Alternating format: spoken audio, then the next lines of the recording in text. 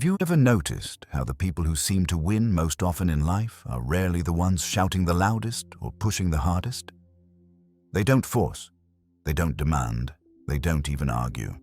They simply position themselves in such a way that others move exactly where they want them to go, believing it was their own idea all along. And suddenly, without a single battle, the game is won. Now imagine if you stopped trying to convince everyone, stopped fighting for every inch of ground, stopped exhausting yourself proving your point. What if you learned to pull instead of push? That's where the real power lives. You've been conditioned to believe that power comes from force, from being the strongest voice in the room, from winning arguments, from dominating conversations, from making people submit to your will through sheer pressure.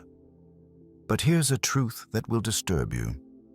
Every time you try to force someone to do something, you've already lost. Niccolò Machiavelli, the philosopher everyone loves to hate but secretly uses, understood something most people never grasp in their entire lives. He said, "Never attempt to win by force what can be won by deception." Now, before you clutch your pearls, let me clarify what deception actually means here. It's not about lying. It's about understanding that human beings are not rational creatures who respond to logic and reason. We are emotional, ego-driven, pattern-seeking animals who desperately want to believe we're making our own choices. And this is the hidden mechanism you've never noticed. The moment you push someone, their entire psychological defense system activates. They resist. Not because your idea's bad, but because nobody wants to feel controlled. Nobody wants to admit they were convinced. Nobody wants to lose face by appearing weak or easily swayed. So they dig in. They argue. They become your opponent, even when your proposal would actually benefit them. Do you know why? Because you triggered their ego. You made it a contest, and in a contest, even winning becomes losing because the other person now resents you, plots against you, waits for their moment to reclaim their dignity. Carl Jung spoke about the shadow, that part of ourselves we refuse to acknowledge. And here's what nobody tells you about influence. When you try to force someone, you're actually revealing your own shadow. Your need to control, your fear that people won't choose you unless you make them. Your desperate attachment to being right. The other person senses this weakness instantly, even if they can't articulate it, and they use it against you. Think about the last time someone tried to force you into something. Maybe a boss who demanded rather than inspired. A partner who issued ultimatums instead of inviting collaboration. A friend who guilt-tripped you into compliance. How did you feel? Probably resentful, right? You might have even done what they wanted, but a part of you was already planning your exit, your revenge, your moment of rebellion. Now flip it. Think about the times you've tried to force others. How often did it actually work long-term? How many relationships did you damage by pushing too hard? How much energy did you waste in battles that wouldn't have been battles if you'd just taken a different approach? The hidden mechanism is this. Direct force creates direct resistance. It's psychological physics. For every action, there's an equal and opposite reaction. But indirect influence, the kind Machiavelli mastered, bypasses the ego entirely. It doesn't trigger resistance because it never feels like an attack. Instead, it feels like choice, like freedom, like their own brilliant idea. Machiavelli wasn't teaching people to be evil. He was revealing how humans actually operate beneath our civilized pretenses. He was saying, stop being naive about power. Stop thinking good intentions and moral righteousness are enough. Learn the rules of the game, or spend your life being played. And here's what makes this uncomfortable. You already know this is true. You've seen it 1,000 times. The colleague who got the promotion wasn't the one who deserved it most. It was the one who made the boss feel smart, important, validated. The person who won the argument wasn't the one with better logic. It was the one who made the other person believe they came to the conclusion themselves. But you've been resisting this knowledge because you were taught that manipulation is wrong, that authenticity means being direct, that playing the game makes you fake. And so you keep ramming your head against walls, wondering why the door never opens, never realizing the door was unlocked the whole time. You just needed to stop pushing and start pulling. Let's go deeper into the shadow of power, shall we? Because what Machiavelli really understood, what makes his work so disturbing even 500 years later, is that he exposed a fundamental truth about human nature. We are far more irrational than we want to admit. Sigmund Freud later confirmed this with his exploration of the unconscious. Most of what drives human behavior happens below the surface of conscious awareness. Our egos, our wounds, our desperate need for validation, our terror of being insignificant. These invisible forces control us far more than reason ever could. And here's where it gets cruel. People who understand this, who see these invisible strings, can play you like a puppet. They don't need to threaten you. They don't need to overpower you. They just need to understand what you want, what you fear, what makes you feel important, and then position themselves as either the provider or the threat. Machiavelli wrote, "Men judge generally more by the eye than by the hand, for everyone can see and few can feel. Everyone sees what you appear to be, few really know what you are." Think about that. People don't respond to who you actually are. They respond to their perception of you, to the story they tell themselves about you, to the role you play in their internal narrative. This is why trying to win by force is so foolish. When you force someone, you're confirming their worst perception of you. You're saying, "Yes, I'm exactly what you feared, someone who wants to control you." But when you influence indirectly, when you let them believe it was their choice, you become something else entirely in their mind. You become the trusted advisor, the ally, the person who understands them. Jung called this psychological projection. We project our internal conflicts onto others and then respond to those projections as if they were reality. The person who thinks everyone is trying to manipulate them is usually the one most terrified of their own manipulative tendencies.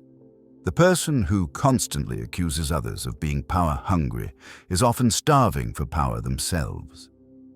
Machiavelli knew this. He knew that if you want to truly influence someone, you don't fight their projections. You use them.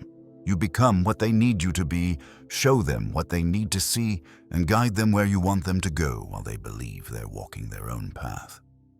Now, I can feel your resistance right now. You're thinking, "But isn't this dishonest? Isn't this exactly the kind of manipulation I've been fighting against my whole life?"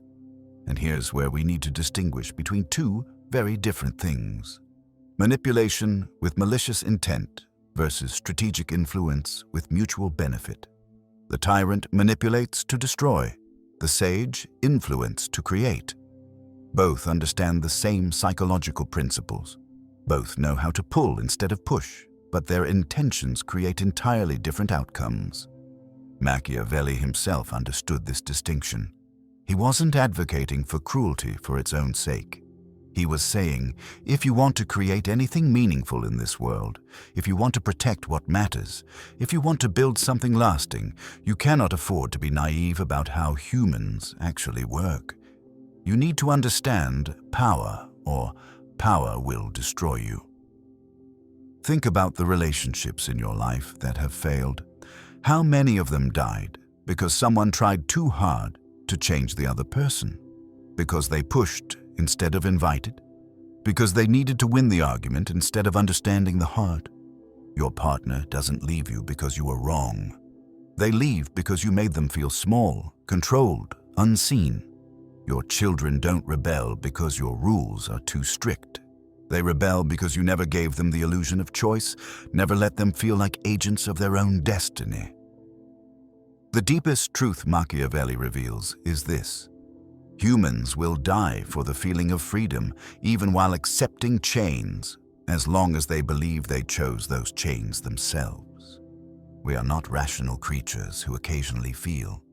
We are emotional creatures who occasionally think. And until you accept this about yourself and others, you will continue to lose battles you never needed to fight. But there's an even darker layer here. When you finally understand these principles, when you see how easily people can be influenced, you face a terrifying choice. Do you use this knowledge ethically to create better outcomes for everyone? Or do you use it selfishly to manipulate for personal gain?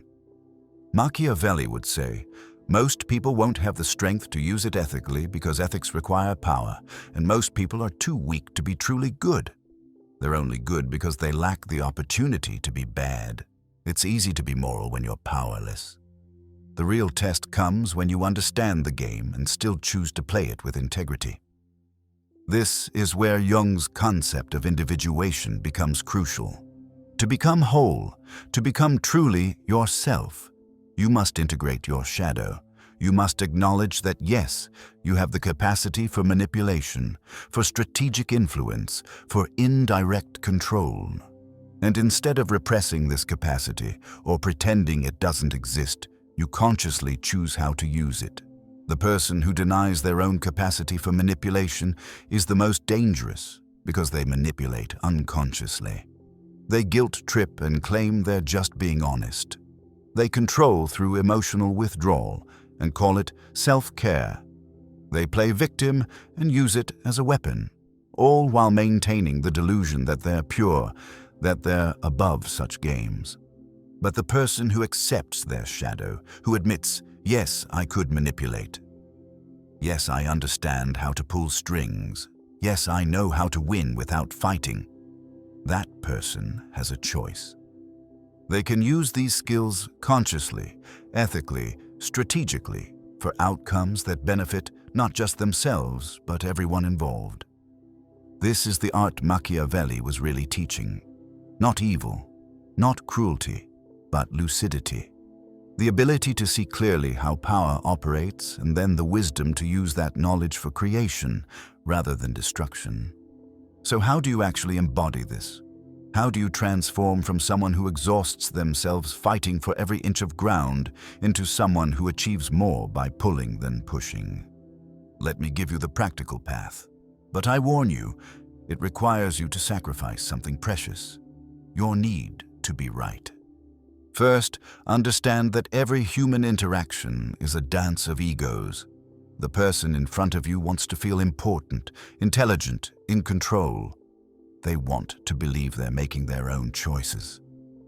The moment you threaten any of these feelings, you've created an enemy, whether they admit it or not.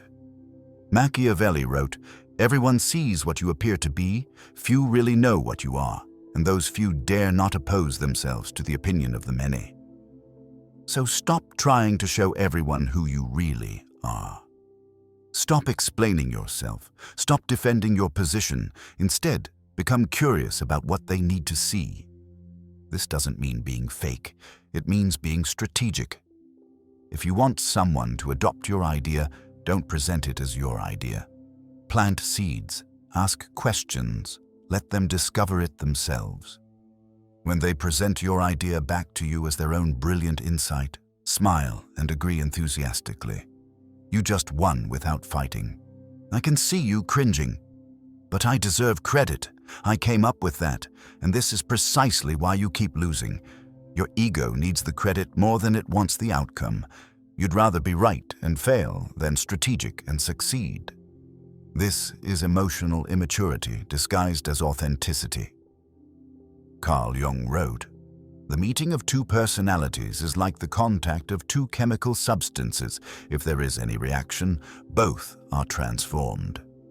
But most people approach interactions wanting to transform the other while remaining unchanged themselves. This is force. This is pushing. This is why you're tired. True influence begins when you're willing to be transformed by the encounter, when you genuinely listen to understand, not to respond. When you find the truth in what they're saying, even when you disagree. When you validate their perspective before introducing alternative views. This is the art of pulling. Here's a practical framework. Before any important interaction, ask yourself 3 questions. First, what does this person need to feel? Important, safe, understood, smart. Once you know this, you can provide it without compromising your actual goals. Second, what's the worst-case outcome of this interaction? Now plan for it. The person who expects resistance and plans for it is never caught off guard. Third, am I attached to being right, or am I attached to the outcome? If you're attached to being right, you'll win the argument and lose everything else.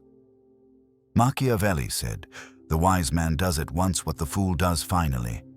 Stop waiting until you're forced into conflict. Shape the situation before it becomes a battle. This is what psychological aikido really means.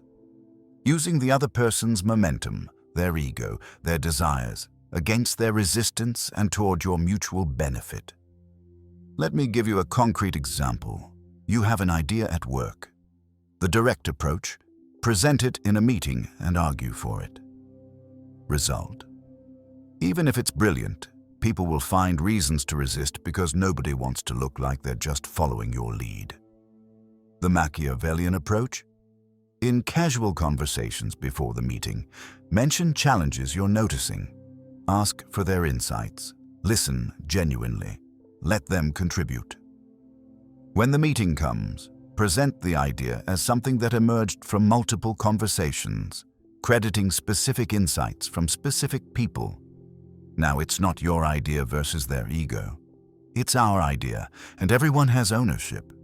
You just achieved your goal without a single battle. This is the art. But here's what nobody tells you about this path. It will make you lonely at first. When you stop pushing, stop arguing, stop trying to convince everyone of your value, some people will interpret this as weakness. They'll try to walk over you. They'll mistake your strategy for submission. Let them.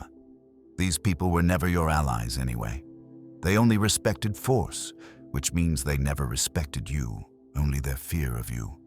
The right people, the ones who matter, will notice something different. They'll sense that you've become more present, more grounded, more genuinely interested in mutual benefit rather than personal victory. These people will be drawn to you because you're not trying to prove anything anymore. You're just being effective. Freud talked about the reality principle versus the pleasure principle.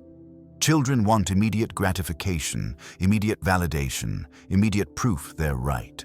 Adults learn to delay gratification, to sacrifice short-term ego wins for long-term strategic victories. Most people never make this transition. They're 50 years old and still need to win every argument.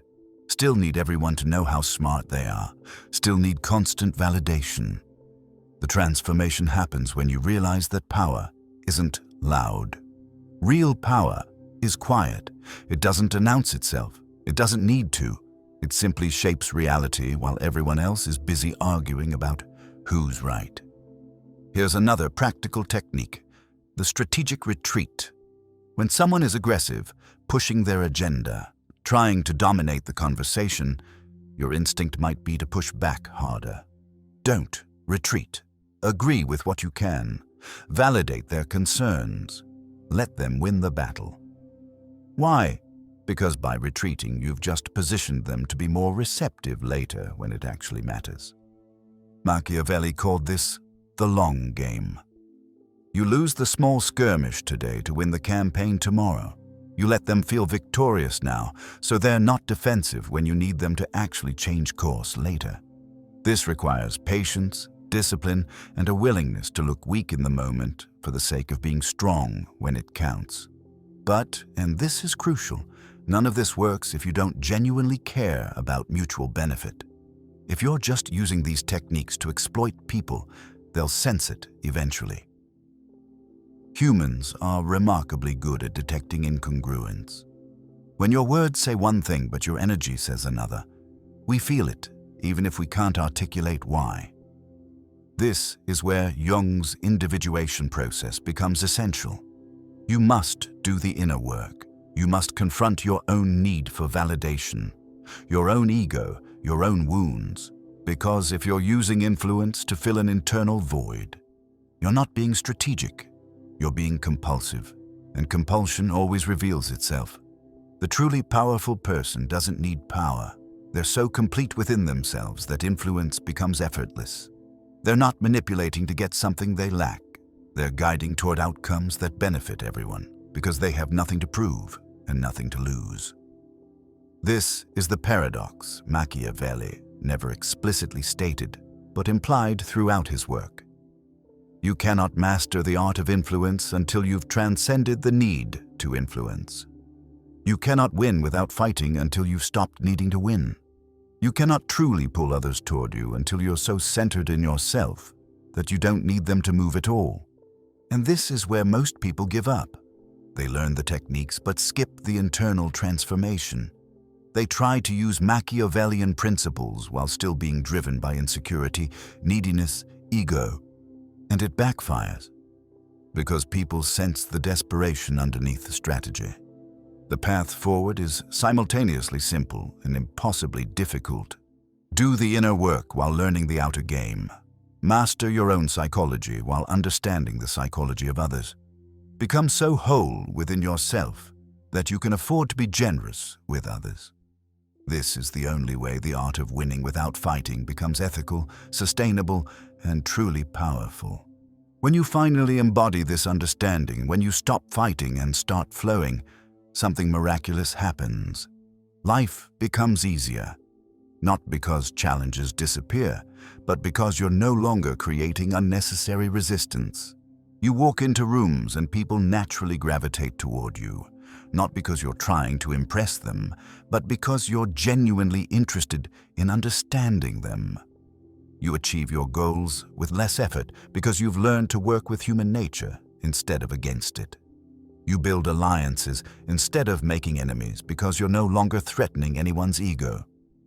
This is what Machiavelli meant by virtue, that quality of effective action unconstrained by conventional morality, but guided by strategic wisdom. Not evil, not good, just effective. Powerful in the truest sense, able to cause effect in the world. Jung would call this integration. You've integrated your shadow, acknowledged your capacity for influence, and chosen to use it consciously rather than unconsciously. You're no longer the naive idealist who thinks good intentions are enough. But you're also not the cynical manipulator who uses people as objects. You're something more mature, the strategic idealist who understands power and chooses to use it for creation. The people who once exhausted you with their demands, their drama, their need for validation, they either transform around your new energy, or they naturally fade away. You don't have to fight them or convince them or explain yourself. Your way of being simply becomes incompatible with their way of operating. And yes, you'll be misunderstood. People will call you calculated, strategic, manipulative. Let them. Their opinion is just another opportunity to practice the art. You don't need to defend yourself. Your results will speak for themselves. While they're busy arguing about intentions and authenticity, you're busy creating the outcomes that actually matter. The loneliness you might have felt during the transformation begins to transform into solitude. Not isolation, but the kind of aloneness that comes from being whole. You no longer need constant validation because you've validated yourself. You no longer need to prove your worth because you know it. You no longer need to win arguments because you've transcended the need to be right. This is freedom. Not the naive freedom of doing whatever you want, but the mature freedom of choosing your response to everything. The freedom that comes from understanding the game so well that you can play it consciously or choose not to play at all. Machiavelli's final lesson, the one hidden beneath all his ruthless pragmatism, is this. The person who masters the art of winning without fighting has transcended the need to fight at all. They've become so effective, so strategic, so psychologically sophisticated that force becomes unnecessary. Not because they're weak, but because they're wise. Today, we learned from Niccolò Machiavelli that true power flows from understanding human nature, and from Carl Jung that integrating our shadow including our capacity for influence, makes us whole rather than manipulative. The art of winning without fighting isn't about deception. It's about working with psychological reality instead of against it. If these insights opened your eyes to a different kind of power, hit the like button and share this wisdom with someone who's still exhausting themselves fighting battles they don't need to fight. Subscribe to, join our community of thinkers who understand that the deepest truths often hide in the shadows we're afraid to acknowledge. Now tell me in the comments, are you ready to stop pushing and start pulling? Are you willing to sacrifice your need to be right for the power of being effective? Write "I choose strategy" if you're ready for this transformation. The question isn't whether you'll use influence in your life. You're already using it, just unconsciously. The question is, will you master it deliberately and use it wisely, or will you continue letting others use it on you? Until we meet again, remember Machiavelli's wisdom. Never attempt to win by force what can be won by deception. Not because deception is evil, but because understanding human psychology and working with it instead of against it is the path of wisdom, effectiveness, and paradoxically, genuine respect. Keep watching. The next video will challenge everything you think you know about authenticity and masks. May you find our talks not only educational, but also inspirational, and hopefully, ultimately, transformational.